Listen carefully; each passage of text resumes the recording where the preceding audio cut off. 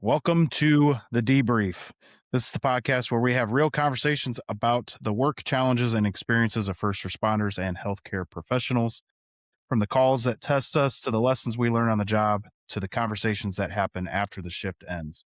This show is about understanding the realities behind the uniform. And as always, I got my main co host here, Cody Randall. I finally found time to join. Yeah. Yeah. And my backup co host, Mr. Eric Foster. Hey. So, kind of getting a little more organized with these episodes. So, I'm kind of excited. I actually started creating outlines for once. I actually looked I at it think for this, once. I'm proud of you. I am very proud of you. I actually sent this to Cody and Eric earlier in the week, and Cody said, I'm homeschooled. I don't know how to read. So, for all you homeschooled kids out there that know how to read, you clearly got a better education than Cody did. I was the best student in my class. What are you talking about? I like the Old Fort bicycle hat. That's not a sponsorship, but that's nice though. I like that hat. Nope. Just the hat that was on my head when I realized that I had 5 minutes to get up here. Sweet. Nope. They do all they sold me my bicycle and they do all the work on it. So I like it. We should have better luck on this episode with technology than Eric and I have had the last two episodes that we've tried to record. So fingers crossed on that. So we've got some topics to discuss today. And if we happen to get onto the conversation of some of the other crap that's going on, we could talk about that too. But main topics that I want to talk about is building trust with coworkers in the community. I feel like that's something that's kind of dying off right now for whatever reason. Career shifts and leaving the field in general, that seems to be increasing. And having difficult conversations. I think that topic right there alone is something that everybody can benefit from. I feel like tough conversations it's a dying art on how to have those. So we'll just jump into the building trust first. So obviously trust is earned long before your first call. That's kind of the big thing, right? Like I guess we'll start with Eric. Eric, when do you think is the moment that trust is initially earned? We'll say in the police force. That's a tough question because rookies tend to fall into a couple different categories. I think they fall into the know-it-alls where they think they already figured out law enforcement or they're going to reinvent the wheel. Or we have the really shy ones that just can't seem to find their footing and you have to kind of spoon feed them. And then we have the third one where they just they shut up and they listen and they're willing to learn. And I think the last one's the most important one because the first guy or girl is just the most annoying rookie to have because the know-it-alls, you can't teach them anything. And the field training officer literally has to sit back and kind of let them fall on their face. And then once that happens, go, okay, are you ready to listen now? And they'll be like, what do you mean? I'm like, well, you seem to know everything. And that's kind of, that's a hard thing to do now is once you can get past that, then it's like, okay, now you're willing to learn. And the first guy's going to have a really hard time getting that trust. And then the second one also is going to have a hard time building that trust because they're so shy and you're like, you're almost, pushing them through the door. But then the last guy is going to have the easiest time because they're going to listen. They're going to be like, well, I like how this officer's doing things. I don't like how this officer's doing things. I'm going to find this way. And it's a happy, medium. That's just my 2 cents on, for the law enforcement side. Yeah, I would agree. The only law enforcement quote unquote experience that I have is when I was working in the prison. And I think it's the same way. It's actually extremely similar. In fact, it's probably even worse in a prison because the turnover rate is so high. because most people, they're like, this is either going to be a stepping stone, because that's how I looked at it, or they think this is going to be a really fun job because they watched the TV show or whatever and they thought, oh, that looks kind of cool. And then they realize that every time you step through that gate, it's like walking through the gates of hell every single time. But ran into a very similar thing. The difficulty, I think, for the new person, because most prisons do an academy too. It's a little bit different, but for the most part, we do an academy also. The difficult part is when you're out of that academy and you're assigned to your house or whatever, it's not just the other COs that you have to gain their respect, but it's the inmates too. Inmates, in my opinion, I think it's more important to gain their respect than it necessarily is the COs. And the only reason why I say that is because the majority of the COs, you're not necessarily working with them one on one very closely. You may have a partner if you're in a pod or a housing unit or whatever, but you don't necessarily work with all the other ones unless something big happens and now all of a sudden everybody and their brothers coming to help. But the inmates, you're with them 8 to 12 hours a day, depending on what your shifts are. And if they don't trust you, one, they're not going to tell you anything. Two, they're not going to have your back if something does go down.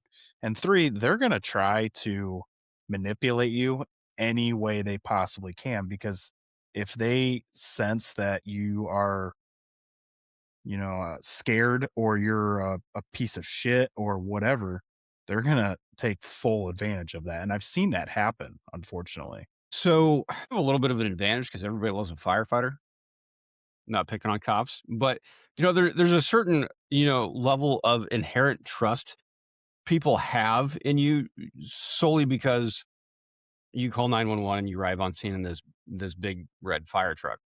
Um, a lot of like some of the types of people that Eric mentioned, honestly, any type of career field, you come across that type of person.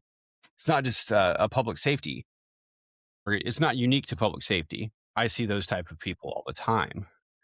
So I'm not necessarily going to repeat a whole lot of what he said because I agree with a lot of it. Uh, I just think you have two type of know-it-all people, that I've come across in the fire service. You have the people that think they know it all because they actually legitimately think they know it all. Then you have the flip side of that of you have the know-it-alls that think that that's what they're supposed to be. And outside of that, if you're a new person, just to build trust is, be open to differing opinions, be willing to learn, be willing to follow direction. Um, outside of that, I mean, I between you two, I don't think I have a whole lot to add. Yeah. Cody, so we'll turn it back to you here. What about earning that respect or that trust with other departments or other agencies? So I'll give you an example. Like your department, let's say you've got a rookie on your department. How would they earn that trust, say, with the county police or with a neighboring department? I think the biggest thing probably is just be respectful. And I'll give you an example of one of the new people that I had. Some of the county cops come into our station all the time, whether it be just to use the bathroom, whether it be to bullshit with us, or whether it be we invited them to dinner because they were in the area. And most of the officers that stop at my station usually stop around dinner time. I'm not picking on anybody or anything like that, but I wonder why. because we offer them food.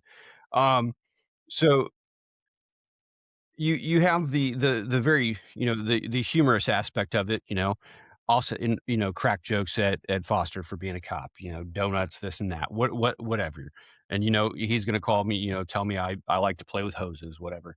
So there, there's a there's a certain aspect of that um I've noticed new people have a tendency of you either have the ones that are just kind of sitting back and uncomfortable. Oh my gosh, what is going on right now? Or then you have the flip side of that. They think that they can, join in having no knowledge of who this person is or who we are, or how long we've known each other. But I think there's a balance there. But basically, be respectful.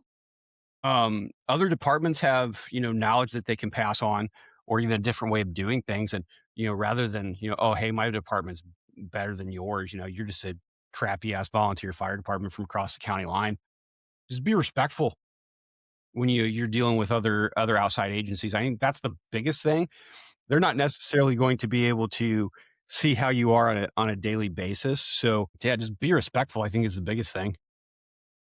Eric, I think from a police standpoint, you don't really have to have the quote unquote respect from a fire department. Um, I mean, it helps. It helps on the work side of things. If you have an emergency, like a medical emergency, you obviously want to have that respect. But it's a little bit different on the fire side. You want that respect from the police department because if you're in a pickle, you want to make sure that the people that are supposed to come and help you are coming to help you. So, what would you say for rookies trying to earn respect of fire departments? Um, I think it's just knowing that each one of us has our job and our role on scenes. The problem that I've seen where respect is lost, and I'm gonna, kind of pick on, mm, you know, my chosen profession. Cops can be dicks on scenes when they think they're right. You, you heard it here, And folks. I'm no, I'm gonna admit it. So remember the training we went to? We did two types of trainings years ago.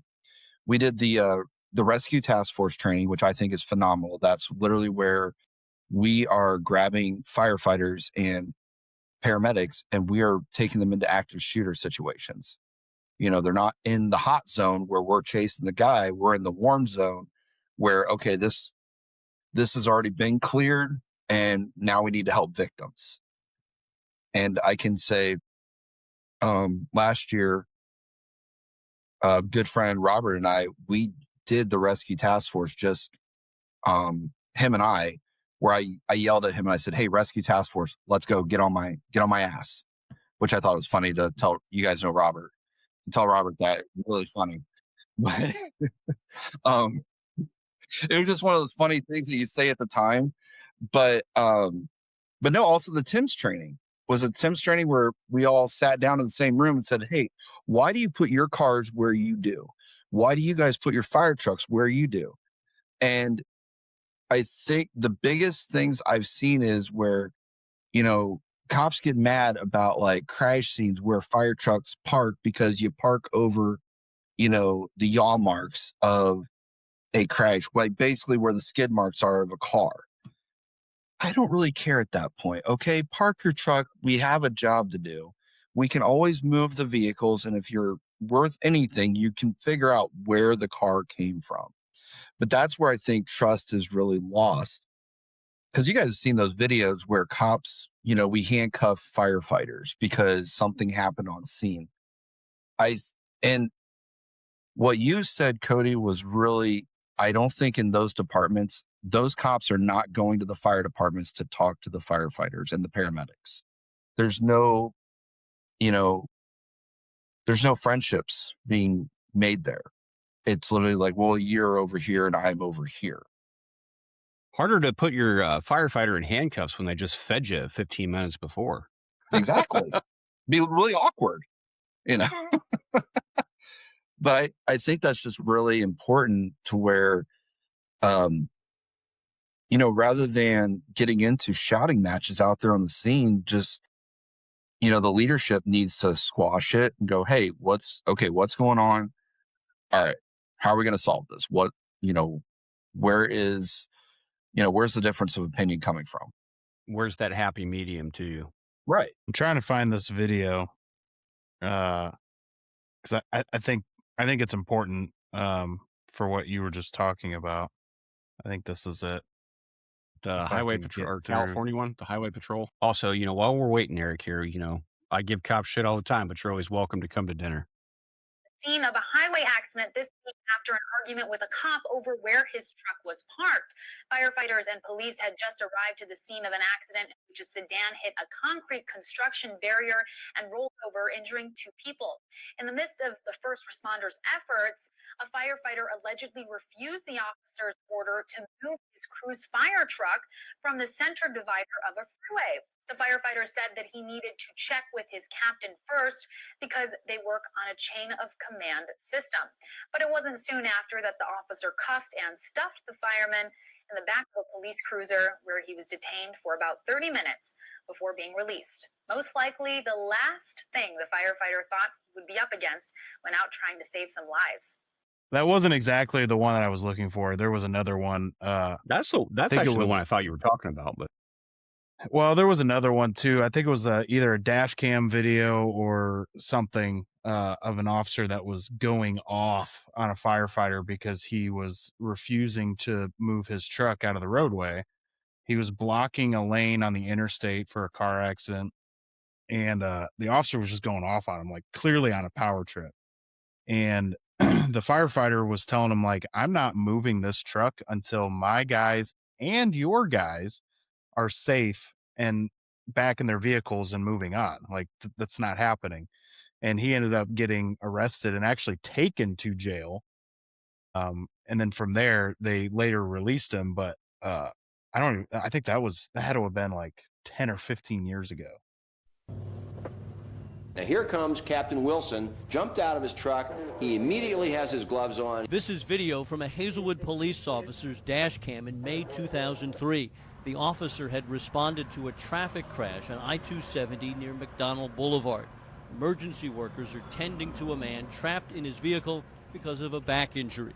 Drivers really want to get where they're going, and they go fast, and they curve or swerve around lanes suddenly. Attorney Beavis Schock says that's why firefighters from the Robertson Fire Protection District positioned their pumper to create a protective box to extract the victim, closing 2 highway lanes and leaving 2 open. But within seconds, veteran Hazelwood police officer Todd Greaves can be seen ordering the pumper be moved.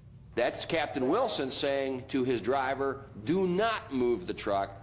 The truck's providing safety. Now they're arguing. Fire Captain David Wilson goes back to the patient, but Greaves again demands the pumper be moved.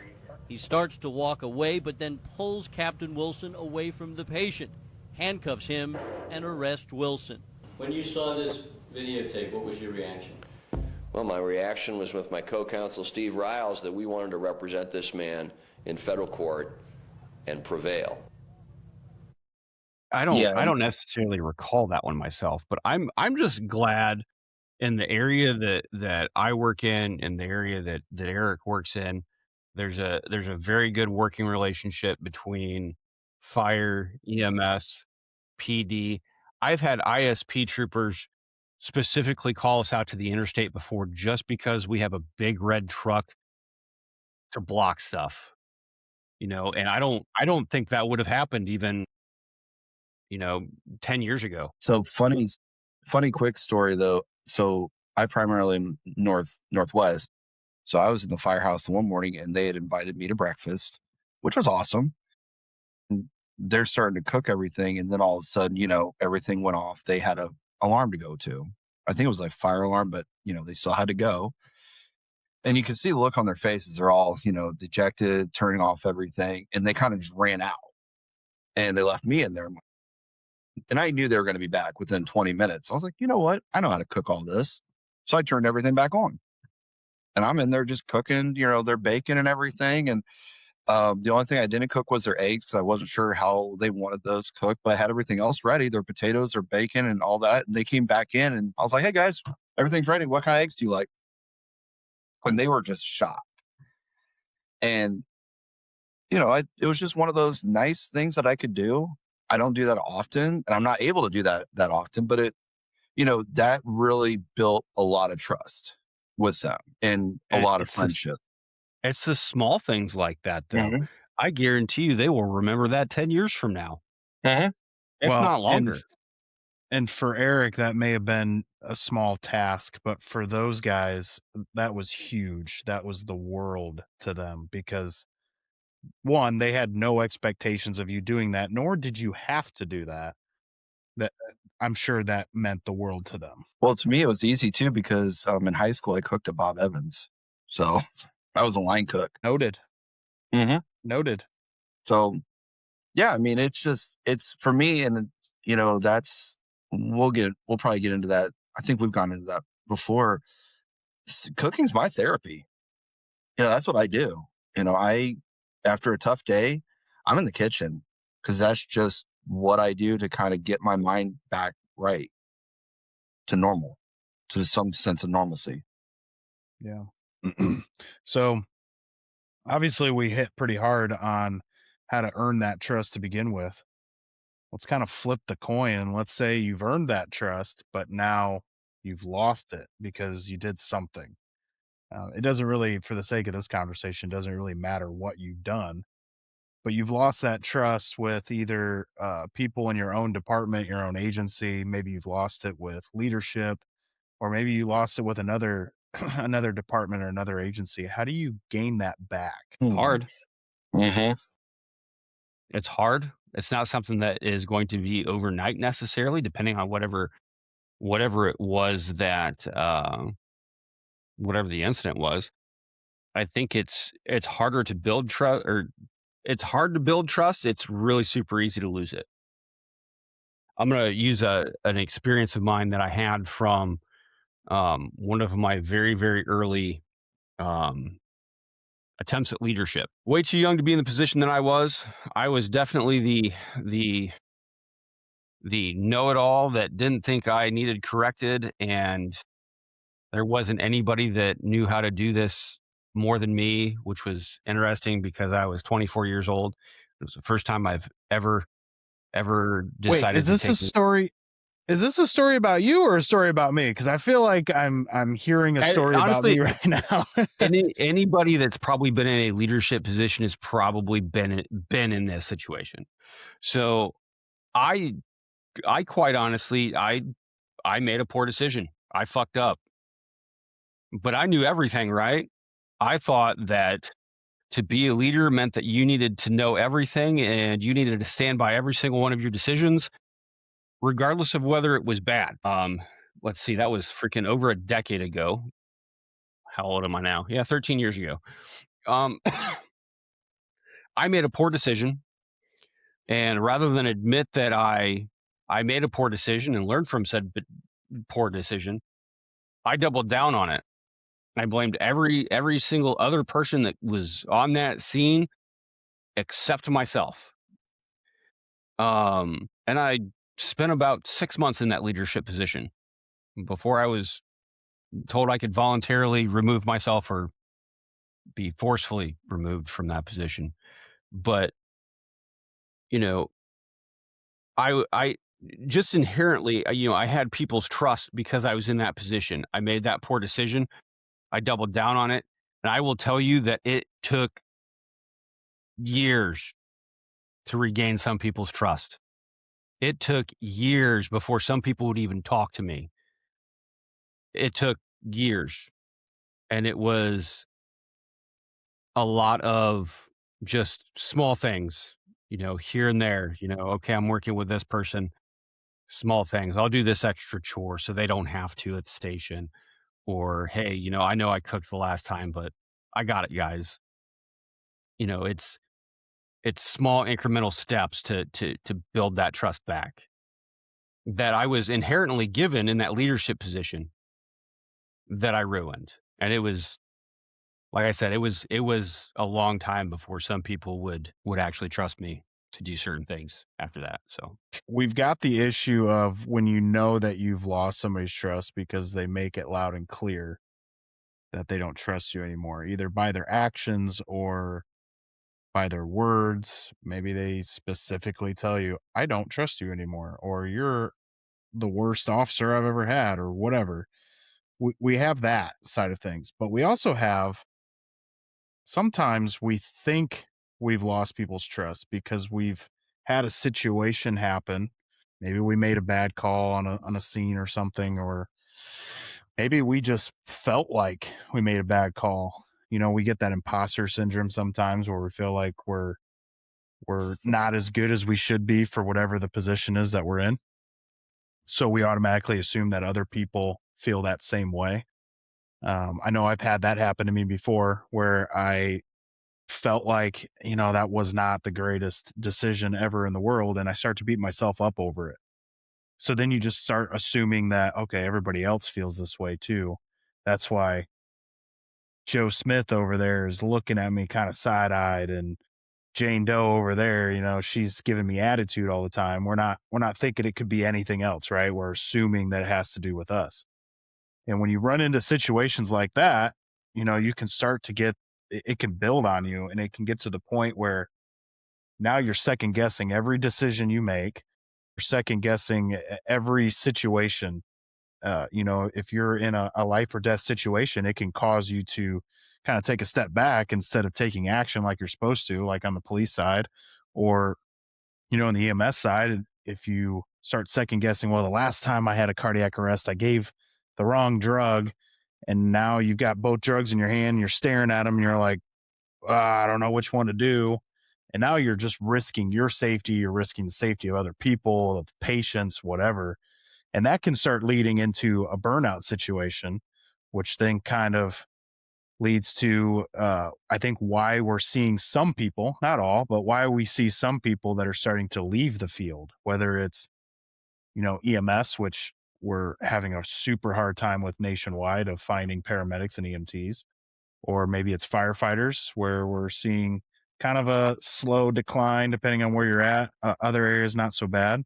Or maybe it's even law enforcement where we've seen roller coasters of people coming in and going out and that sort of thing. So I guess jumping into the whole career shift thing, what other reasons do you think people are leaving the careers or not necessarily wanting to get into these careers in the first place, other than job safety? Let's take job safety out of it because we all know that in the first responder world, there's really nothing safe about this job.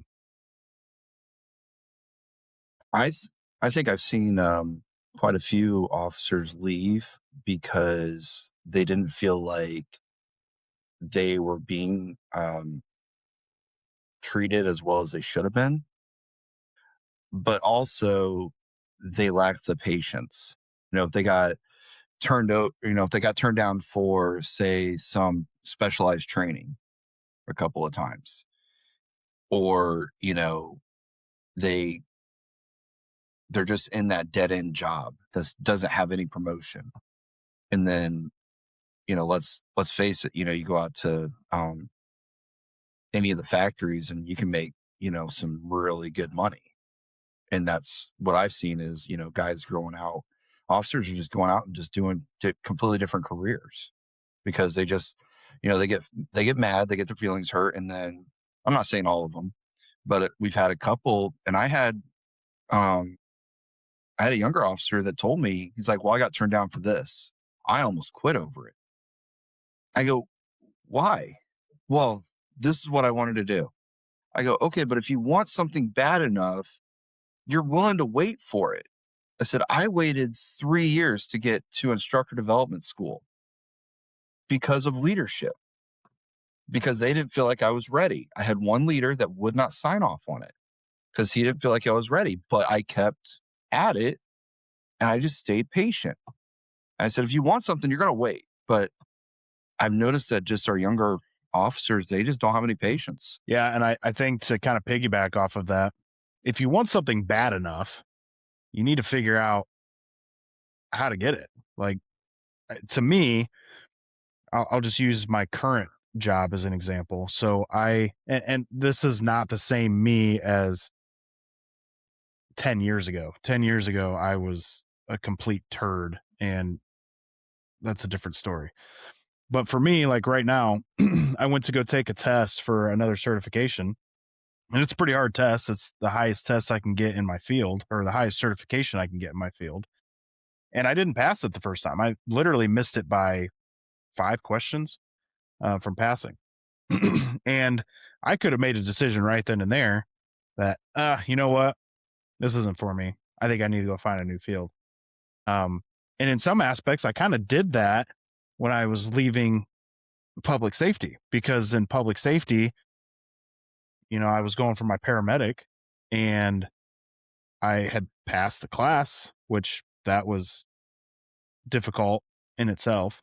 Had passed the class, I had passed the skills test, and I had taken the written once, didn't pass the written, decided to take it a second time. That time though, I got I got ticked because the accrediting body sent me initially told me that I had passed the test, and then like 20 minutes later or an hour later, after I had told everybody that I had passed it, I go back to look at it again to print off my cert, and it tells me that I failed. And I'm sitting at the fire department, at Cody's fire department, working when that happened. Oh man, I was freaking livid. But I ended up leaving after that. It wasn't just because of that, it was because of a multitude of things. And quite frankly, I needed to leave from a mental health standpoint. But I ended up leaving. That was one of the reasons why I left, because I was like, this is stupid.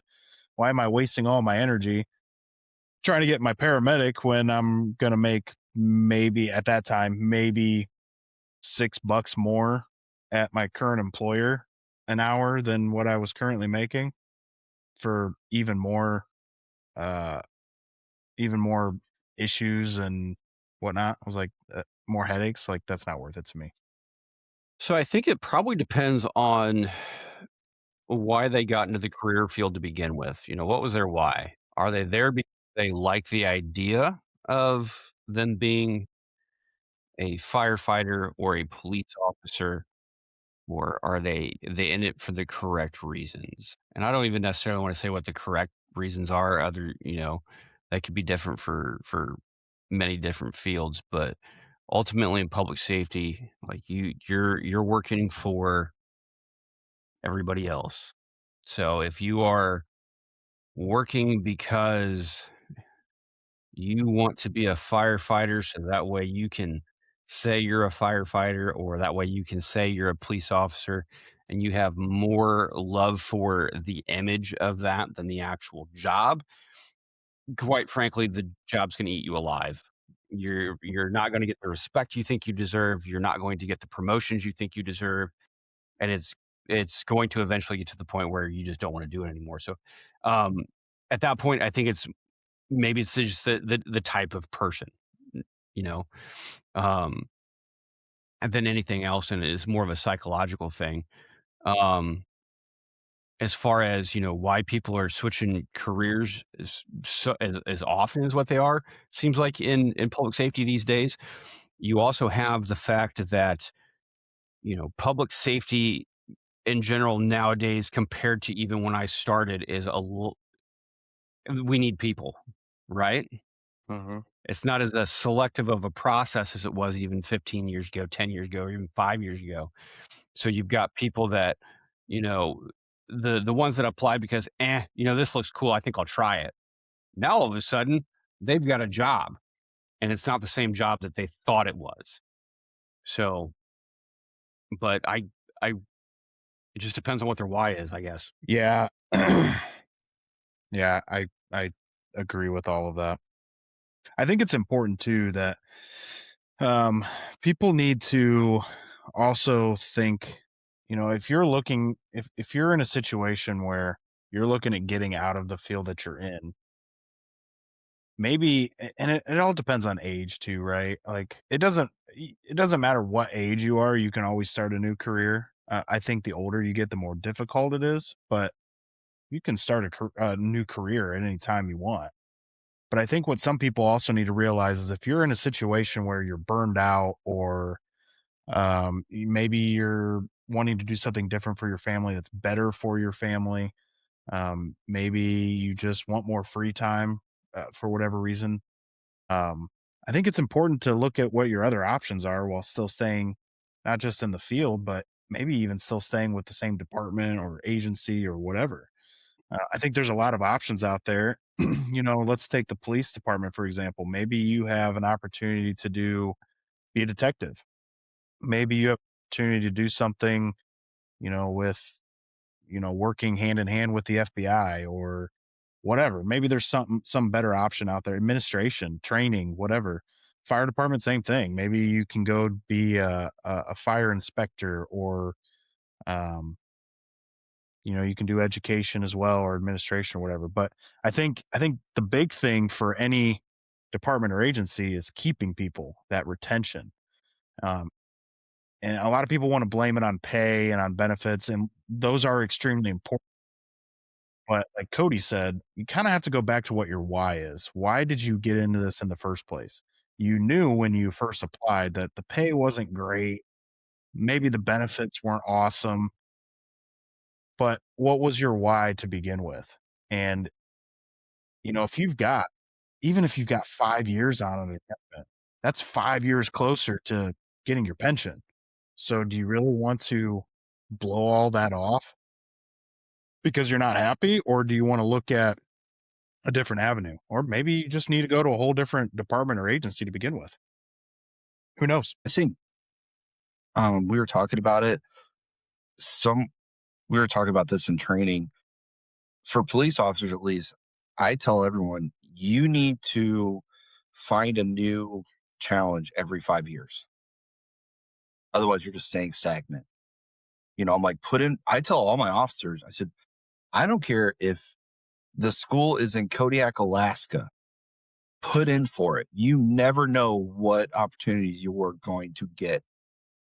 My career, I've done everything from, being a drug recognition expert, which was one of the hardest schools in law enforcement to get, because I think the statistics is less than 1% of all law enforcement worldwide get that certification, because it is so hard to get and it takes so long to get.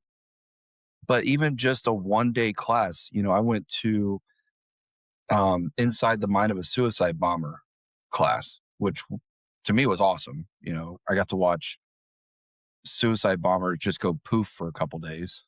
But I mean, it taught me a lot. It taught me what to look for, and it taught me not to negotiate with terrorists. I just had that discussion earlier today with someone. But no, every 5 years, I think this Say goes that about my kids all the time. Don't negotiate with terrorists. exactly. Same. Yes, you do not.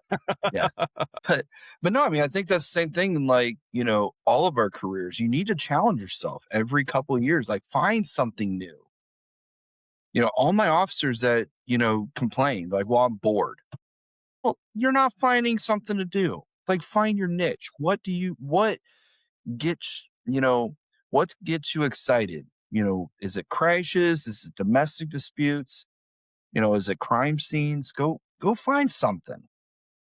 Yeah, and that could, very well be where some of that burnout comes from as well. It's just the not challenging yourself portion. You're not learning anything new. You're bored with the job. Um, just to kind of touch on some of the stuff where you were talking about, okay, I didn't get selected for this special team, so I'm going to quit. Um, that's not really going to do you very well in the next selection process.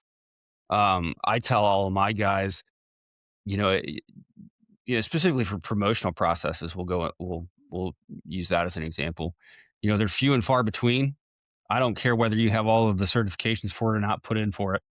It's experience. You get used to the process. It shows you have interest in it, and I would rather see that coming from somebody that is somewhat involved in that. I would rather see that than somebody that put in for it, and then I hear a week later they're pissed off because and talking about quitting because, oh, hey, I didn't get selected.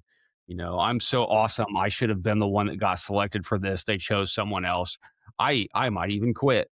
I'm gonna remember that the next process. Yeah, and that comes down to ego too. Get your ego in check. Whether you're whether you're a rookie or you're a veteran with 10 plus years, get your ego in check. But Eric, you brought up a good point too, and Cody and I had this conversation with Mike Goldstein, who's the host of the Can Report.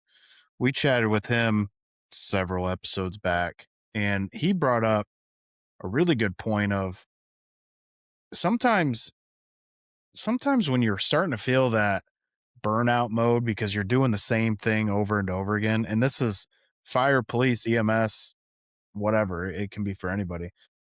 Sometimes just a change in scenery for doing training can fix that problem, and I'm not talking like, you instead of attending some big training scenario in your county, going to the next county over. I'm talking like maybe go look at other states, like you said. Go look at Anchorage, Alaska, or go look in Florida or whatever. Go look at different states.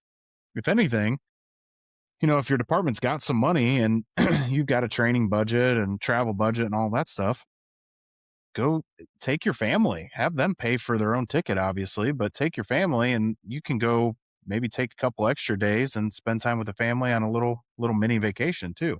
But sometimes just a change in scenery helps a lot when it comes to that burnout stuff. It gives you a fresh perspective. It gives you a little bit of a vacation to a certain extent, which a lot of people in public safety are wont to actually do. But I mean, it's a working vacation, but nonetheless, I spent a week down in Pensacola, Florida, at the beginning of January. At County Fire Tactics. It was good training. A lot of different new perspectives. Came back, fresh and ready to go. So, not that I was anywhere close to being burnt out, but it just gave me a little bit more of a positive perspective on things, even just with that. So, yes, Tyler, I 100% agree with you. Eric, 100% agree with you. Yeah, and sometimes if it's the dead of winter, going someplace that's even a few degrees warmer can help change the mindset a little bit. 50 degrees felt amazing. I jumped in the I mean, ocean. I already said that on the yeah, show, but I mean, but it was 50 degrees compared to the sub-zero temps that we had here, so that's a yeah, they heat wave. de-iced my plane in Fort Wayne. So, Yeah. So I guess good kind of segue into the next topic is obviously, you get to that point where you're feeling burned out and maybe you've made the decision that you want to leave. Now you got to have a tough conversation. Now you have to have that conversation with coworkers, your administration, your leadership. You got to let them know like, "Hey, I'm done. I'm putting in my notice. I'm stepping away." And I think tough conversations, regardless on what it's about, doesn't matter if it's about leaving to go to a new job. It doesn't matter if it's about holding somebody accountable and reprimanding somebody because they did something wrong. I think tough conversations is kind of a dying art on how to have those. And honestly, I don't remember who it was. I think it was Jocko Willink. Somebody, there was a book that I read that said that there's no such thing as a tough conversation. We only make it tough. I think it was Andy Frisella, now that I think about it. We only make it tough because we sit there in our brain and we're telling ourselves how difficult of a conversation this is and that we don't want to be having it. And, this is going to be hard. And there's no such thing as a tough conversation. There's the talk that you need to have with somebody, and then there's the talk that you don't need to have. It's either one or the other. So either you have this conversation and let them know, hey, you fucked up. It's time to fix the problem, or it's something stupid, whatever. But there's no such thing as a tough conversation. You just have to change your mindset on that. Um, so I guess what other examples could we talk about that involves tough conversations so you guys think of? I mean, from my perspective, disciplinary aspects of the job that I have. Eric probably has a lot more tough conversations on a daily basis, just in his line of work in general. Um, but so I would probably say that Eric might even be better at it than me. But I would definitely say, something that I come across on a regular basis would be just correcting disciplinary issues. And I wouldn't necessarily call them tough conversations for me because I'm used to it. So, Yeah. I think regardless of which way you look at it, I think it's important if you do have a quote unquote tough conversation or you need to have one with somebody. I think it's important to understand why you have to have them. Obviously, let's say there was a difficult call. We'll say, I don't know, 2-year-old cardiac arrest. That's kind of tough, right? That's a tough call to be on. It's a tough call to have to work that situation, especially if you're a parent yourself. But what can be equally difficult is being that leader. Let's say you weren't even on the scene, but being that leader that has to step up and have that conversation with the crew, it's kind of tough because you weren't there. You don't necessarily understand it. You might be looked at as your armchair quarterbacking the situation, depending on the kind of conversation you have. But I guess how do you have that conversation with somebody when you weren't there? How do you sit there and tell them, "Hey, I understand what you're going through," when you probably really don't? I think for me, I mean, you guys both know I'm a magnet. I've been told I have this dark cloud that just follows me no matter where I go. I approach it that, hey, I wasn't there. Um, I've had the tough calls, and I'm here if you guys need anything. I don't care what time it is. I don't care if it's 2 o'clock in the morning.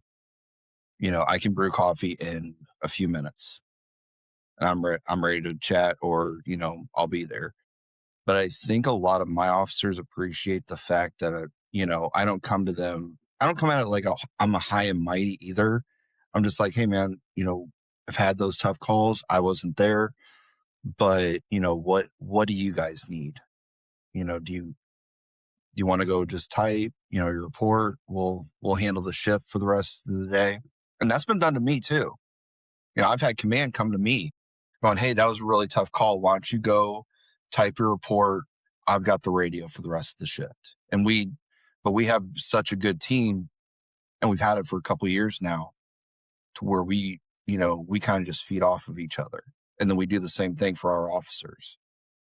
And it gets to be an easier conversation when you don't come at it with this high and mighty attitude. Yeah, and if we're talking about that type of conversation where a crew may have had a tough run, the first thing I'm asking is, hey, everybody good? You good? You good? You good? They may not necessarily be truthful to me at all, but and it's all right. Well, what happened? Let's go through the run because just sometimes replaying it and going back over it. Me myself, I've had those conversations with people. Okay, what could I should have done this, or I should have done this, or I could have done this. Even just having that, that extra conversation where you're going through what you did and you realize, well, there's really actually not anything that I could have done differently. It was just a shit run. And I don't even think that's necessarily, a tough conversation necessarily, because it's not a conversation. I'm not doing a whole lot of talking in that situation. I'm listening, which is, in that aspect of it, I think that's the biggest my role. That's the best I can do is listen. I Yeah, I don't need don't to remember if have you did this. I don't need to, be able to say you did this good or you shouldn't have done this or what have you. I'm like, honestly, my guys, if they did something good, they're going to tell me. If they think they did something bad, they're going to tell me. I don't have to remind them of that. That's going to come out in a conversation.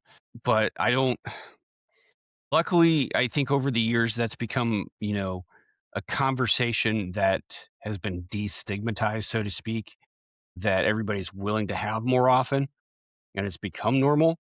So the situation that led to that conversation is more difficult than the conversation itself, if that makes any sense whatsoever. so.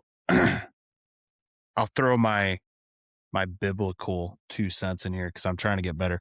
Eric and I were talking about this the last time that I don't remember if I mentioned this on the show or not, but I have been going to church more and been doing Bible study. Look at me go. But I think it's really helped me a lot, uh not just with knowing like the scripture and understanding it more, but honestly helping me with life stuff in general. And what Cody said, for those that are kind of religious or whatever, uh, so the book of James actually has something on this, and it's chapter 1 verse 19 says, "My dear brothers and sisters, take note of this. Everyone should be quick to listen, slow to speak, and slow to become angry." And I think that's huge life advice, right? It doesn't matter what it is. We should be listeners. We should be listening to people that are struggling with something. I do think that we need to be, and this isn't a dig at you, Cody, by any means. I think we need to be careful with saying, "Are you good? Are you okay? How are you?" How many times have we walked into a store or a restaurant and somebody says, "Hey, how are you?" And you're like, "Good, you?" It's just it's second nature to say good. We don't Yeah, and we I don't guess have I'm speaking, in regards to that with my crew and my guys that I'm used to working with. If I even if I come in the morning, and it's like, "Hey, how you doing this morning?" If they're not good, they're going to tell me, and they're going to tell me why. And that goes back well, to it's that whole because building it's trust because you aspect of right. things. Yeah, you built that trust with them that they trust that they can come and talk to you about whatever. Eric, I'm sure it's the same with most of your guys as well, guys and gals. But for somebody else who's listening, you know, uh, simply asking, "Hey, are you okay? Are you doing good?"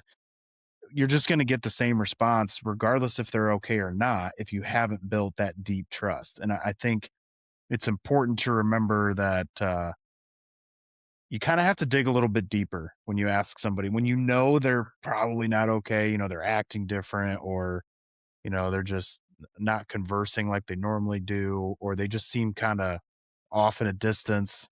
You might have to dig a little bit deeper and really get them to open up, and sometimes you won't.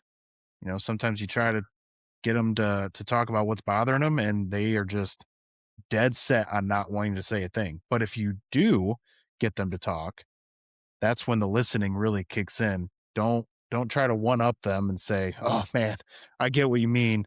This 3 years ago I had this call. Like I've done that before, and I always feel stupid after I do it.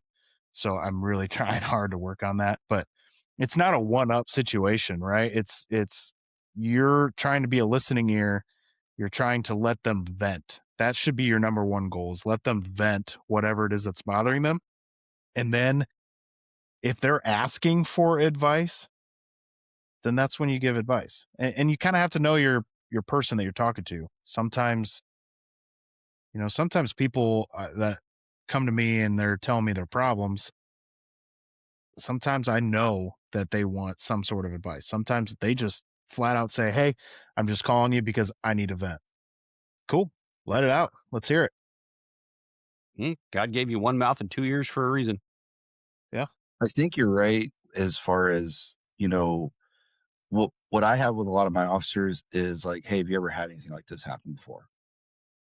Or how do we handle this? And that's when you can give that example, like you said, well, 3 years ago I had something similar to this, not exact, because every situation's differently, where we behave differently. But there are times where my officers were like, okay, well, now what do we do? I'm like, dude, the manual's out the window. We'll figure this out somehow. I said, however we do, we'll get through. I'm going to get us through this. But perfect example is we had a runaway bull on Schwartz Road the one morning, and one of my rookies was getting chased by the bull.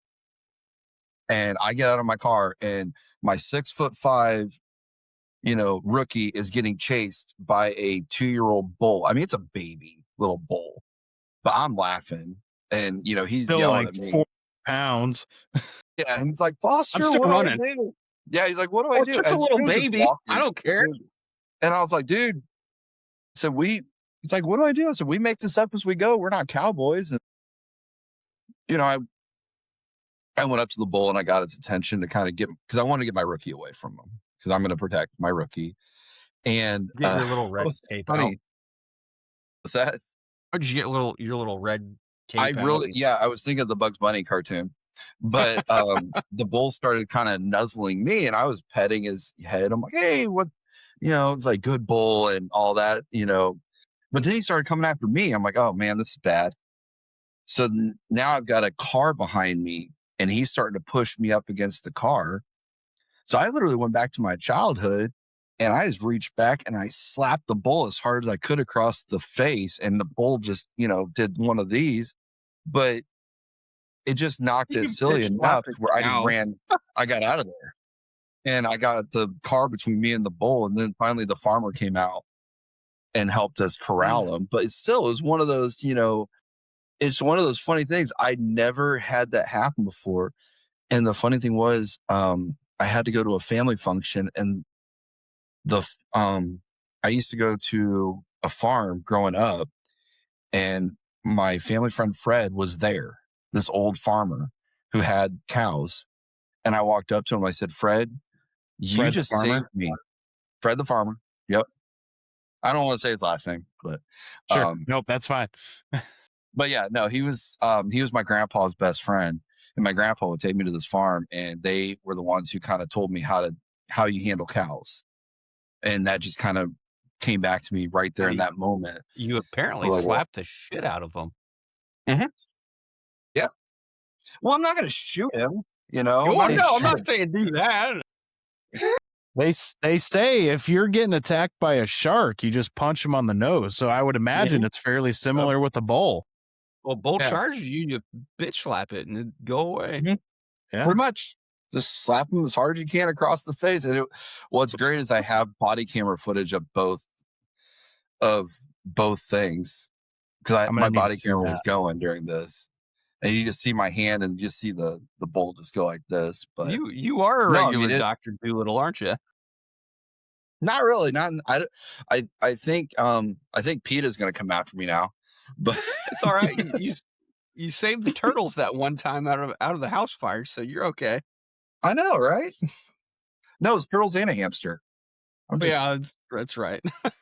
You probably could have let the hamster go. no. It was the little girls, pets. But Uh, that that's was I so held it out in front of me so that way my body camera could get it. exactly.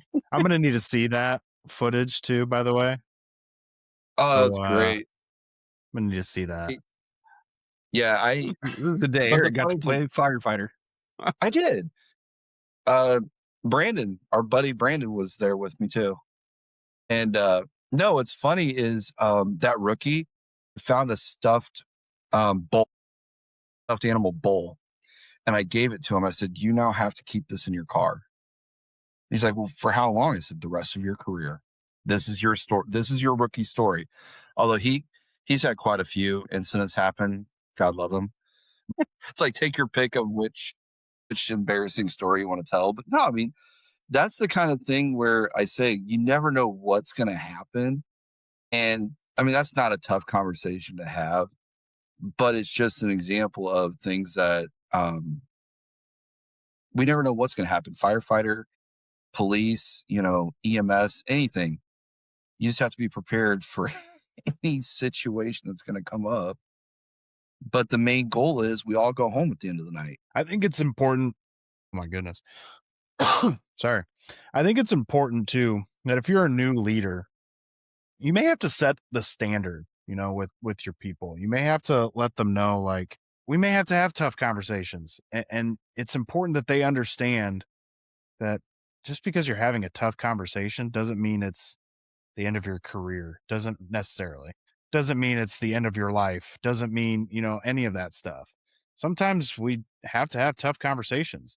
I mean, uh, sometimes you got to write somebody up. Sometimes, and it's all needs to be looked at from a learning perspective. When you're having these conversations, and this is really hard for young people, myself included. This was really hard for me in my 20s.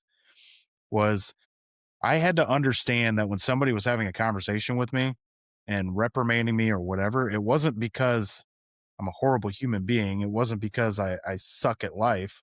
And wasn't even necessarily because they hated me. In fact, people that I thought hated me from my job of doing security at the hospital, because I pissed off my administration all the time, I thought they hated me. Turns out they don't, because I have friends that are running into them at their jobs and they're like, "Oh, how's Tyler doing?" So it doesn't necessarily mean it's the end of the world. But as a new leader, you need to make sure that when you're having these conversations that you have some sort of structure with it, right? So what I do in my current job, I do observations on people, making sure that they're working safely. And then I have to report that back to my work and to their work. And it can get messy sometimes. But when I report those, I always lead with something good that they did. And sometimes it's a few good things. Like hey, you did an awesome job of getting out the truck. You had your gear on like you were supposed to. You had all of your gear on that you needed to have. You quickly grabbed the correct tool to do the job, but you didn't do XYZ. Those are some things that we need to work on. And I've got some ideas of things that we can do. And then kind of end it with something good too. I always called it making a hamburger. You got the buns are the good stuff, and then whatever, just go with me on this. The buns are the good No, stuff, and the stuff in the middle I'm is not so following. great. It's a vegan hamburger, okay? It's tofu. It's not that good. The bun is way better than the tofu. But so look at it that way. You're sandwiching the not so good stuff with good stuff. And then again, be a leader. We talked about this before, I think a million times, but you don't have to have a title to be a leader. You can be in any rank position. I don't care if you've got 6 months on the job. Be a leader. Leader by your actions, by your attitude, whatever. Oh, 100%. And I've always been, a believer in the praise in public, correct in private. Mm-hmm. 100%. If somebody does something good, make sure everybody knows about it. I want this person to know this person did something good. I want this person to know this person did something good. But if we're getting to the point where we're correcting a behavior or an action, that's a private conversation. Absolutely, 100% agree with you. Even something negative should be preceded by something positive. Oh, hey, great! You got out of the truck with all your gear on, got the hose to the door. Um, Next time, remember your helmet, though.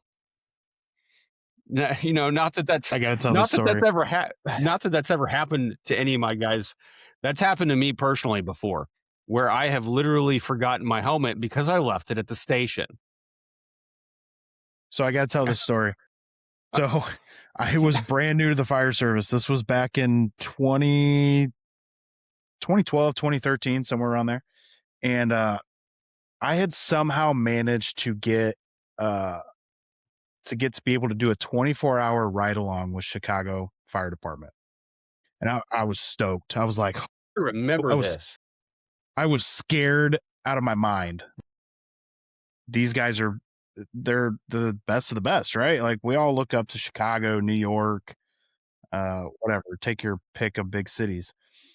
So I thought this was awesome. So I get there and I'm thinking in my head, mind you, I'm in my early 20s. And I'm trying to figure out how can I impress these guys in order to be able to do as much as I possibly can.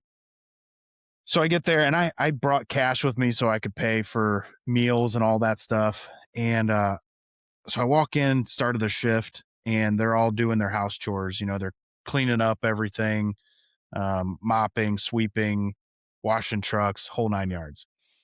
And I walked up to the lieutenant and I said, "Hey, what can I do to help?"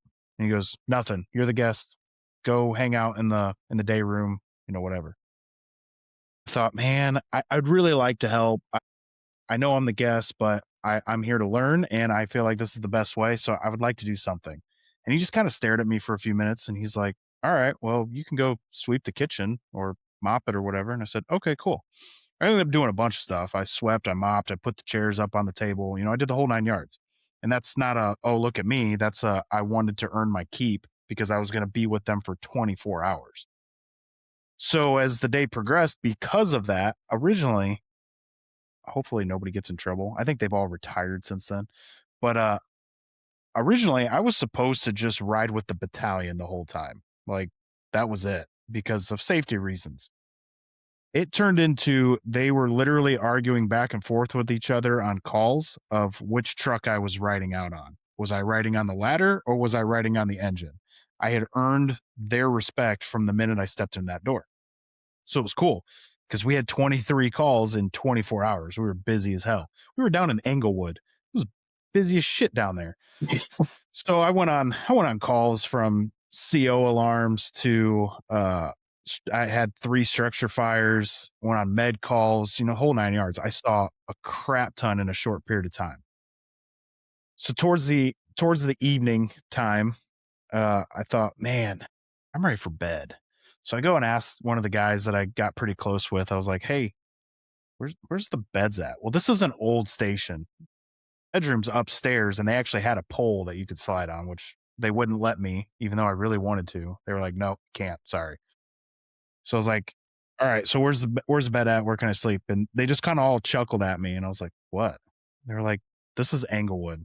Sleep where you can find a spot because you're not going to be asleep for very long. It's like, all right. So I ended up going upstairs, sleeping in there. Creepy as hell up there because nobody ever sleeps. There's like 30 beds, and they're all just mattresses, no sheets, nothing. I'm laying down, and probably what seemed like an hour later, it was probably only 10 minutes later, we get dinged down on a structure fire. So I grab all my gear. This time I had to ride with the battalion chief because it was like a 4-alarm structure fire. So it was a pretty big one. They're like, nope, got to ride with the battalion. I'm like, damn it. I grabbed all my gear. We get there on scene, and I'm standing there watching like a little kid in a candy shop. And next thing I know, one of the captain on the ladder truck comes up and says, Burns, grab your shit. Let's go. Sweet. Grab my air pack, starting to put it on. He goes, what are you doing? So I'm putting my air pack on. It's a room and contents fire. So it was pretty decent size. I'm like, put my air pack on. He goes, no, we don't have time for that. Grab your shit and let's go. All right. So I start going. I'm like, where's my helmet? I have no idea where my helmet's at. I'm looking everywhere. And they're like, what are you doing? Let's go.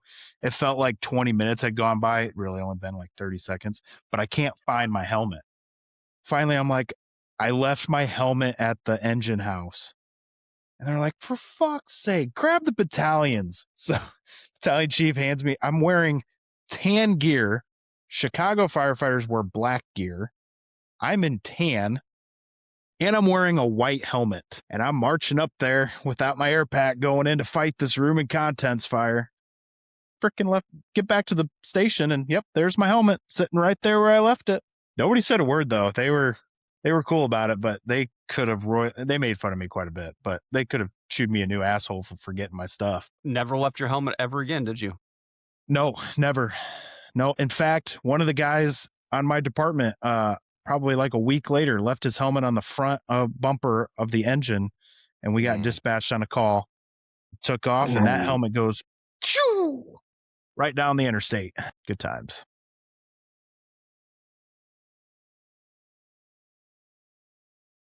All right, so we're going to end this episode with something new that I want to try to do on just about every episode.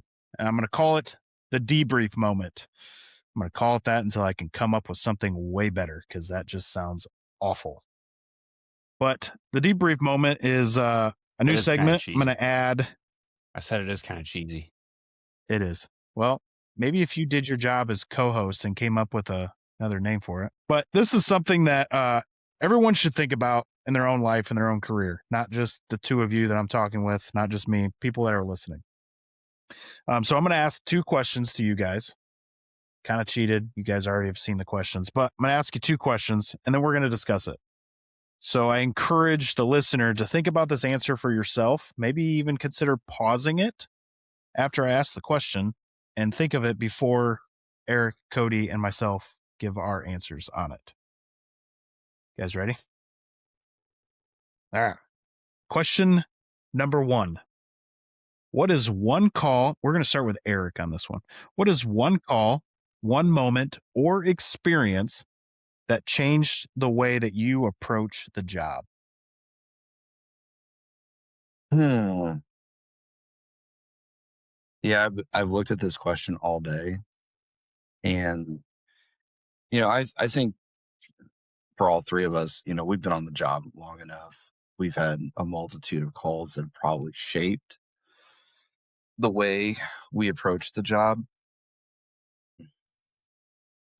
I think for me, I'm gonna go just a couple years ago. I had made it 20 years of my career, and I had never been on the scene of a newborn not breathing. They've always transported. That's why I love you guys, because you always transport it before I get there. I just have to hold the crime scene. It's not, we call it a crime scene, but we have to hold the scene until we figure out, the kid, there was no abuse involved. But it was an early morning, and I had already been to one of my guys had gotten involved in a minor fender bender. It wasn't his fault. He got hit by someone. And that was the only reason why I was on that side of the county. But anyway, I was stopping at the gas station and I saw the EMS call come in, said 2-month-old not breathing. I'm literally a mile and a half away. I'm like, oh my God, I'm going to be the first one there. So I'm driving up there, and, cops, we take our first aid CPR recertification every 2 years. And I'm thinking in my head the whole mile and a half, okay, baby CPR going, how does that go? All right, got it. Got my plan. And I'm thinking, half the time we get those calls and the baby's fine. This was the first time in my career I walked into the house, the lady handed me a baby and said, she's not breathing. And I could tell right away, nope, this baby is not breathing. So I got down on the ground, started, CPR, and fire department came in, TRA came in, and we worked this kid for 45 minutes. And we all knew, we are all looking at each other like this kid's gone. My guys started showing up on scene, and, I'm the command. I kept them back because I was in the line of firefighters and medics at this point. We're all taking turns doing CPR for the 45 minutes. I would not let them get in on that. So then, we call baby deceased, and I'm dealing with that. And then I find out I got to go tell the dad that his little baby's now gone. So I went, took care of that after telling the family, because I had to give the news to the family, then went and told the dad. That call shook me to my core. I don't know. I can't tell. We all don't know what the call is going to be. I never had a baby call before like that, a baby death where I've done CPR. And, we had a critical incident debrief, and everyone was shocked to see me there. And I was not doing good at that point. I can admit this. The next day in the grocery store, I think I told Tyler this. I was in the liquor aisle, and I was looking around. I'm like, I need something stronger than I have at home. And then I stopped myself. I'm like, what? And I was thinking, I'm a critical incident counselor. I'm like, if I do this, I'm breaking my own rules.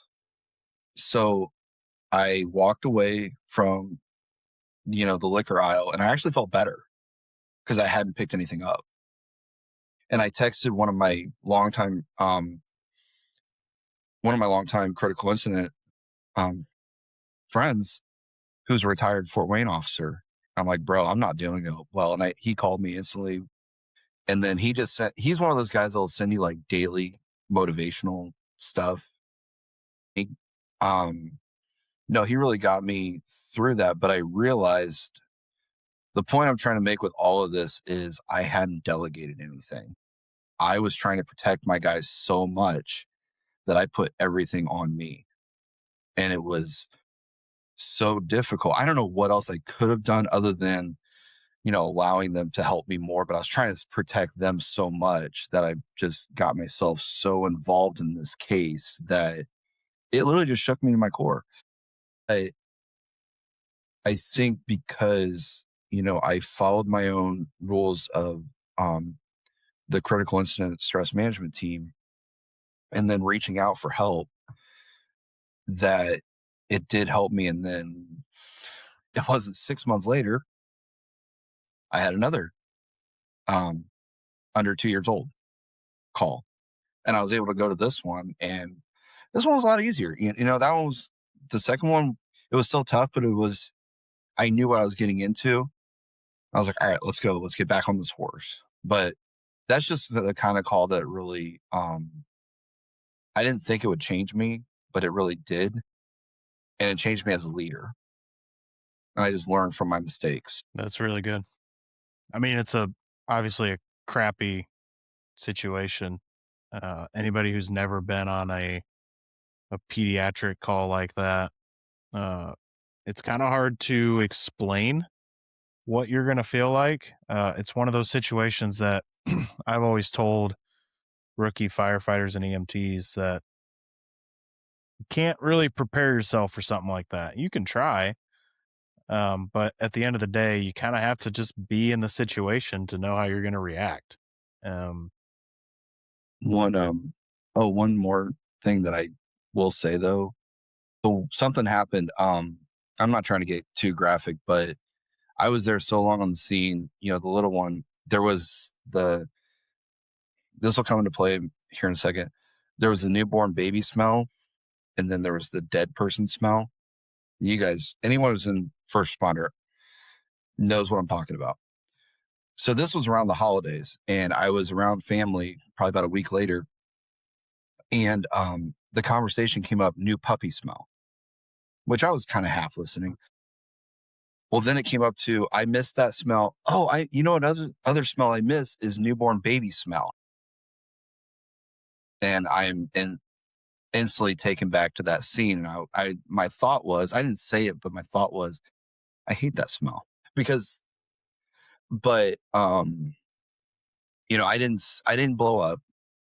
I just kind of was quiet the rest of the day. And I told my family, the next day, I was like, hey, I'm really sorry that I was kind of quiet. And they didn't really notice that I was quiet. And I explained why I had gotten quiet, and instantly the apologies came out. I'm like, no, that's a normal conversation to have, is talking about puppy smells, baby smells.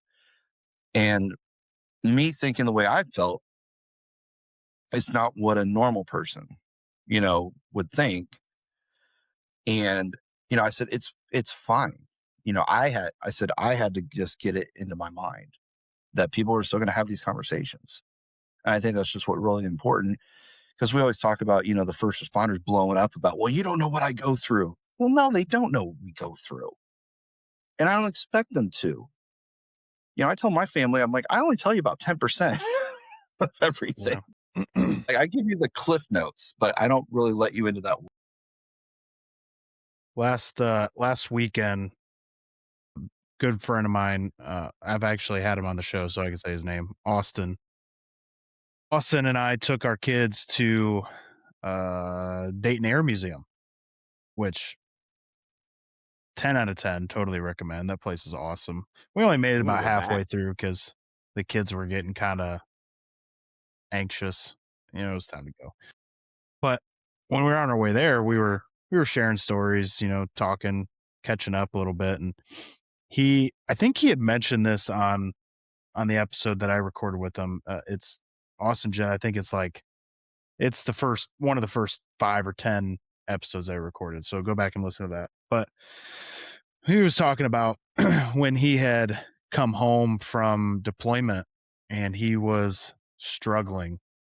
He had been in a firefight. He'd been in some situations that weren't great, and he noticed he actually went to church. I don't remember if it was with his family or the girl that he was dating at the time or whatever, but he had gone to church and he noticed everybody was super happy, super excited, clapping, cheering, the whole 9 yards. And in his mind, he's just getting so angry because he's like, how can you guys be so happy knowing what's going on overseas? Like, do you realize how miserable people are overseas? And he was like, at that point, he said, I realized I needed to go talk to somebody. And I think we've all kind of been in a similar situation like that. At least I have. I've been in a situation where I'm at a store and I'm like, why is everybody so happy and excited? Like, it was a massive fatal on the interstate 10 minutes ago. Like, what is going on? Cody, same question for you there, bud. Do I need to repeat it for you? No, I've got it in front of me. I had my kids read it out loud to me. Good. Um, I don't I don't know if there's necessarily any one call that has changed the way I approach the job. There's certainly been calls that have um, changed the way I approach my personal life and the time I spend with my family. Um, and I think that's probably more of an impact on me than the job.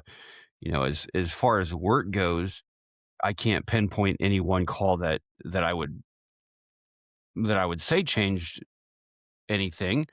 I learn something from everything I go on and then use it for the next time I'm in that situation. Um, but those calls like that Eric was talking about, I've been on those calls, just pediatric runs, just messed up runs.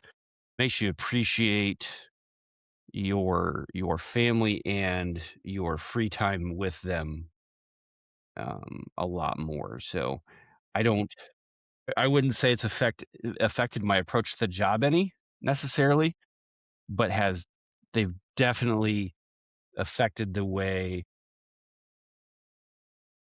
I spend time with my family. More not in a negative way, but made me realize that time with them is more important. I've went from the point where, I was working so much I might have had 2 days off in a row, or 2 days off in a month rather. Rarely did I have days off in a row, because I did like the job. I loved what I do. I still love what I do, but I love my family too. So to go from that to where I'm at now, where my full-time job is my job and my days off are my days off and my days off belong to my family. I think that's had more of an impact than any one call has on my approach to the job, without giving out any specifics. And if your wife is listening to this episode, his family includes us as well. And he enjoys spending time with us too, not just you. But we love you too. Yeah, just had to throw that out there. So my story is kind of a little bit different. I actually didn't realize this until this past weekend, actually. So this was several years ago. I was talking to I was talking to my buddy Austin on the way to Dayton, and was talking about why I left the field entirely and what led up to that decision. And it kind of dawned on me in the middle of the conversation that I think one of the signs that nobody caught, myself included, my partner at the time and I were working on the ambulance, and we had gotten dispatched to, I don't even remember what kind of call it was. It was a domestic of some sort, and we were asked to stage. So we're staged. We're probably, I don't know, literally right around the block. It's in a trailer court, so we were right around the block, and there was an officer that got on scene. He was the only officer that was there, and the officer called on scene, goes in and makes contact. We can't see him because of where we're parked at, but we obviously know he's inside. And all of a sudden, he calls on the radio for emergency assistance for the sake of our city and county. I won't give that code, even though it's pretty easy to look up. He calls for an emergency assistance, and you can tell by his voice in the radio that it's on. The game is on. Another officer comes up on the radio and calls en route, and dispatch notes where that other officer is coming from, and it's about 20 minutes away. And I just looked at my partner. Now, granted, I think you both, I know Cody knows who this person is. I'm not going to say their name, but I think you both know who this person was. I looked at him, he looked at me, and I said, "You could stay in the truck, but I'm going. I'm not leaving this guy high and dry to get the shit beat out of him when I'm right here. Like, I'm not doing it." And I did. I threw that truck into drive. I hit the gas pedal, lights and sirens on, and I pulled right in there and I busted through that door and I was ready to help him out. Luckily, there was another officer that came up too that was right behind me. But I think looking back at that, I was willing to jeopardize my own safety in a situation that we're kind of taught not to do in EMS and fire. We're told that we need to stage for these types of situations, and I didn't care. Look at it however you want to look at it, willing to help somebody out, whatever the case may be. I jumped in and put myself in danger when probably shouldn't have. That should have been a warning sign, But I did it anyway. And I would honestly, I would do it again in a heartbeat. No, and you did the right thing. I would, if it wasn't such a serious of a topic, I would joke to say, notice how, you're staging because the scene wasn't safe. Hey, but notice But how I didn't care and I still went in. right. No, and I've seen that a couple of times where I know firefighters have come in. We had an officer that was retired, that's now retired. I know she was in a fight, and firefighters came in. It's like, you do not treat our law enforcement like that. Yeah, don't mess with our family. No. I mean, And I've done similar stuff. My wife doesn't know about it, but I've done Mhm. similar stuff. She doesn't Yep. listen to this. No, So. I Cody's shared walking a on little too me in a much. fight. So, hey, I don't think I was expecting to Foster, walk in for with you in a fight, to be honest with you. Foster has responded to one of my I need help 10 minutes ago calls before too. So we all look out for each other. Yeah. You can hear it in someone's voice though. Mm-hmm. And for me, the worst call to hear is when you hear the microphone clicking, but they're not saying anything. And God love our dispatch. Like, they'll just start calling out the unit number and saying, "Are you okay?" I won't say the signal, but Yeah, I've come up on the radio going, "They're in a fight. Everyone go." And yeah, and I've even working in the city doing EMS, I've been in those situations before where I've needed to call for help, and the one that I'll use an example here is the guy that we were fighting with in the back of the ambulance had a hold of my lapel mic and was keying up. And all you hear, clicking here, calm the, F down here. They finally came up and asked me if I was okay. I actually don't remember saying it, but I had the recorded tapes played back and I 100% said on the radio, no, I'm not fucking okay. I need help. The closest engine house emptied the house and self-dispatched to themselves to that run. The officer that was hanging out in the EMS room of the hospital ran out. I had a guy in a Hawaiian shirt get in the back of my ambulance and go, "What can I do to help?" And I'm looking at him like, "Who the fuck are you?" He's like, "Oh, I'm off duty. I was at the bar down the road." And he ran from the Oh, bar. wait a minute. He was doing a security detail. Oh, okay. In a Hawaiian So shirt? they wanted him plain clothes. So just, to clarify, he wasn't there drinking with his radio. He was actually doing a security detail. They wow. wanted cops there, but they didn't want them to know that cops were there. Yeah. Hey, I had a time It where has I everything called. to. Go ahead. I called for. It was with the city. I called for help. Did the signal, and they come up on the radio. It was when they had just changed this policy, right? Cody knows what I'm talking about. We changed this stupid policy where when you give the code over the radio that you need help, they're supposed to come back and ask if you're okay. They give the signal and you're supposed to respond. I don't know what they expected us to respond with because we just joke But around yeah, and give that code out on the radio.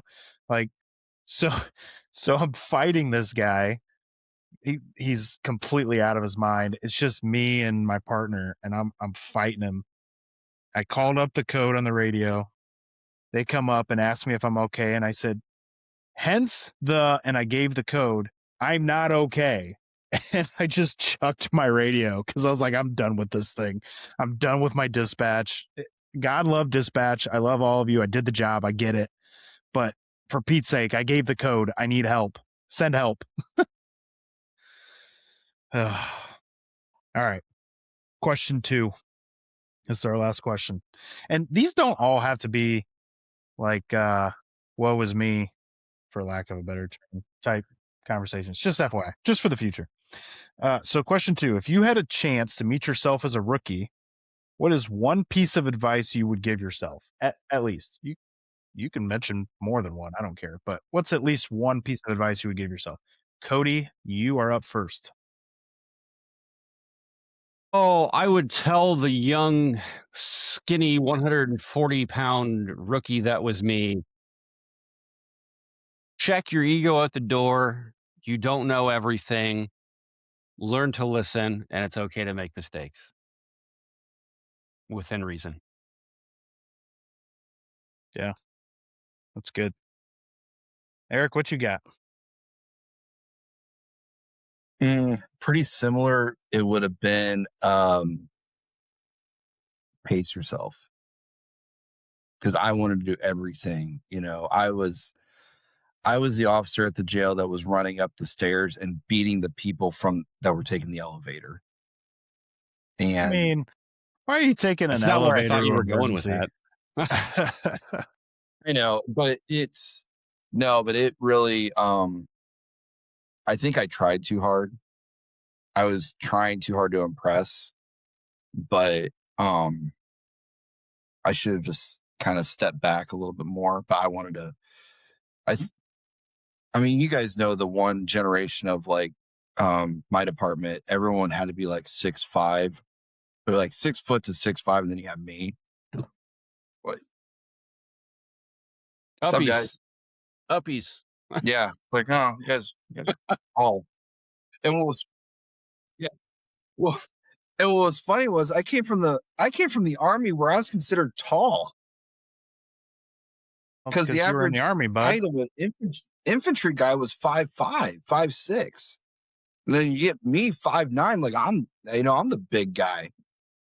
But no, I think that it for all of us rookies, I think it would have been, like you said, check your ego. Because, we all want to prove ourselves. That's why we get into this line of work. And it truly is a calling, but at the same time, it is supposed to be fun. I don't know about you guys. I still wake up every day kind of excited. Like, what's today going to bring? Different every day. I tick off everyone on the radio when I call on duty because I call on so happy. I'm like, I'm getting paid for this.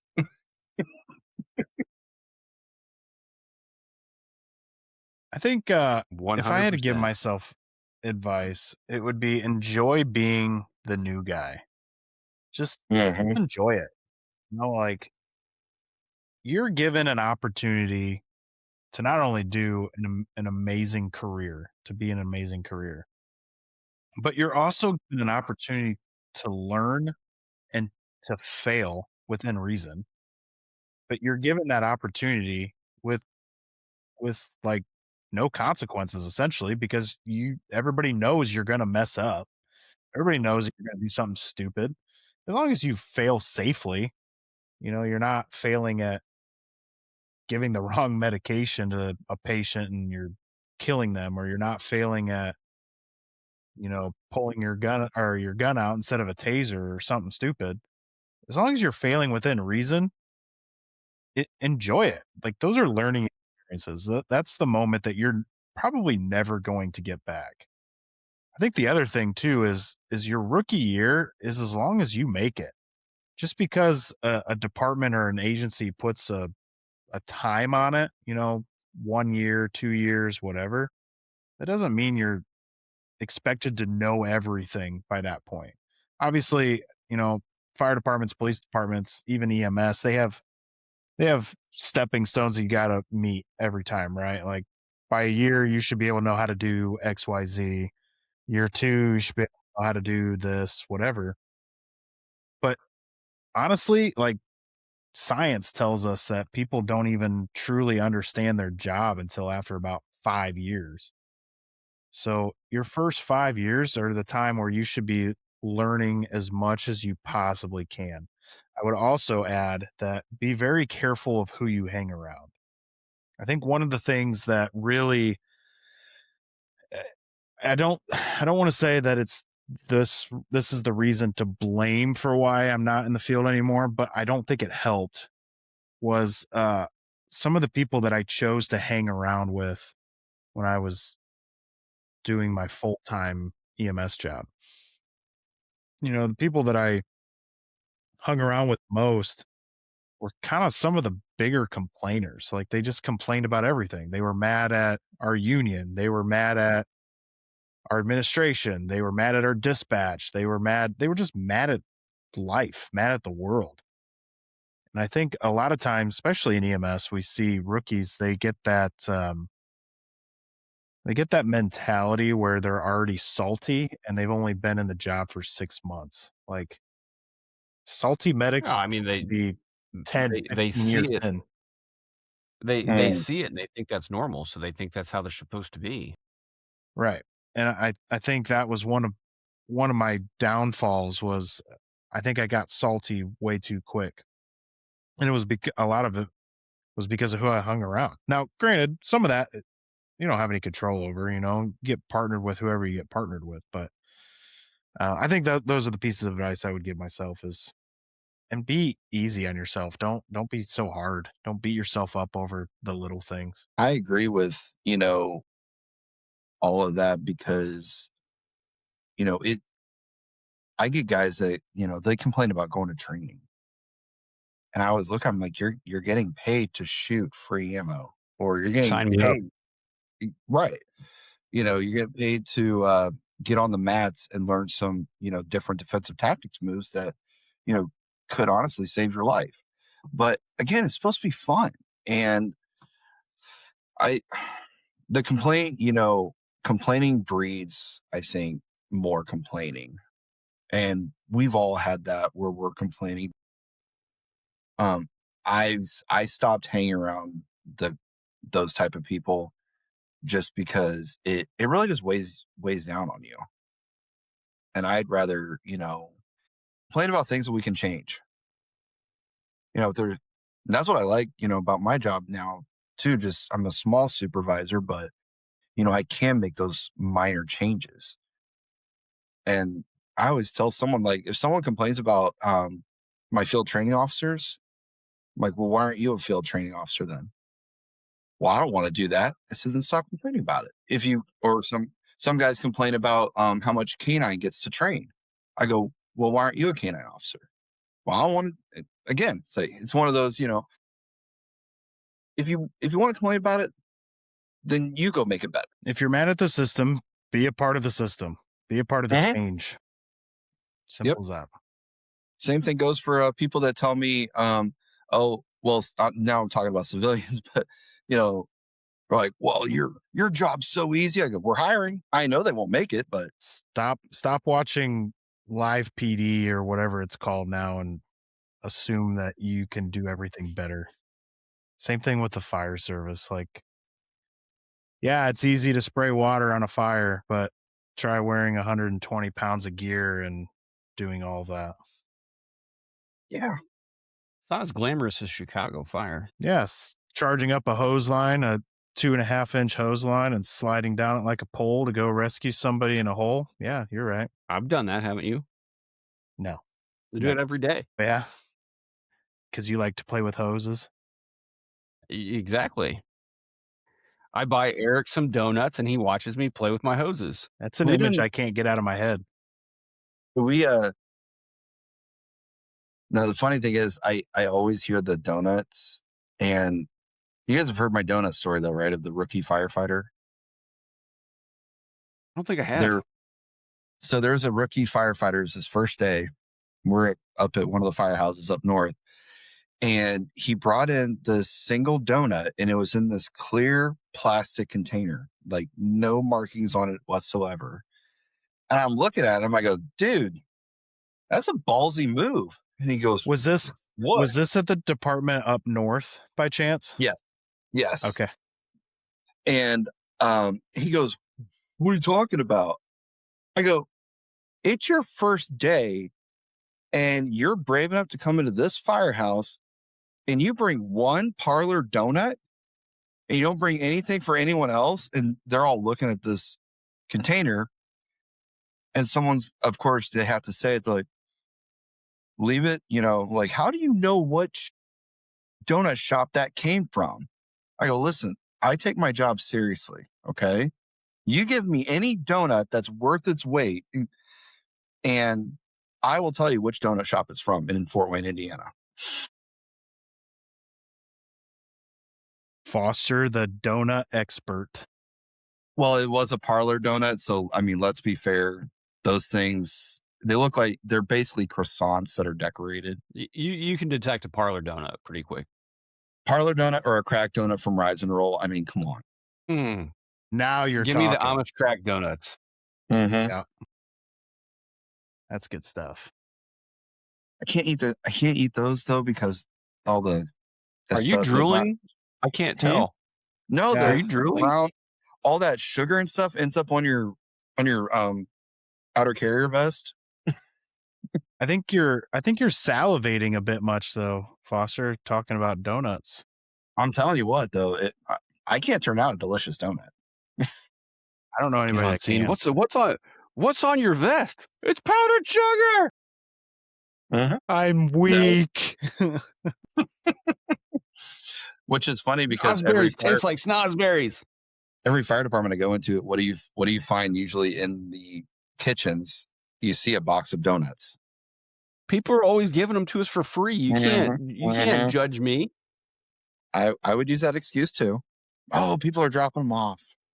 I had 4 dozen donuts in my fire station yesterday, Foster. Why didn't you Because call they me? knew. That's because Gotta they call the knew cops. police like to come visit you. They wanted to feed them too. No, that's when they have VIN checks that they need us to do. Oh, yeah, in the pouring down rain. Hey, we got donuts. We'll feed you. Can you just, by the way, I just bought this truck. Everybody wonders why, firefighters die from heart disease. It's because people bring us all this food.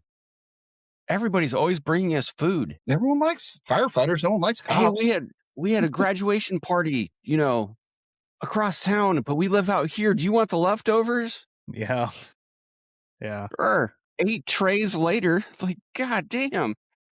All right, gents.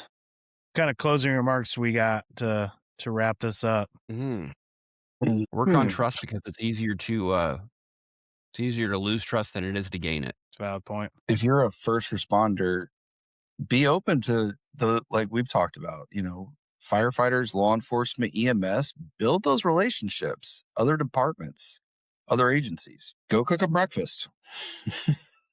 You can come out to my firehouse and cook me breakfast. I will. Yeah. I'm Bob Evans, come over to- chef. You can come over to my house and cook me breakfast. Now I'd be out of my jurisdiction though. If I'm working. That's all right. We'll call it You live training. right down the road from me. Come over to my house and cook me breakfast. I know, right? I could walk. Or you cook breakfast and I will walk to your house. Thought about that. Open a diner. Ooh, there you go. So it kind of wrap things up. Last thing up. It's doing Your it against your audio has gone to shit. It's not just shit. Yeah. It sounds like you're talking through a tin can. Did it again. At least it did it at the end. Nope. Nope. It's doing the same thing again. Clicking. No, it's not clicking. It sounds like a 50s version of a robot. You want one of us to read your closing remarks here? Yeah. Can't hear you. Thumbs up or thumbs down, bud? You sound like one of the bad guys from a Doctor Who episode.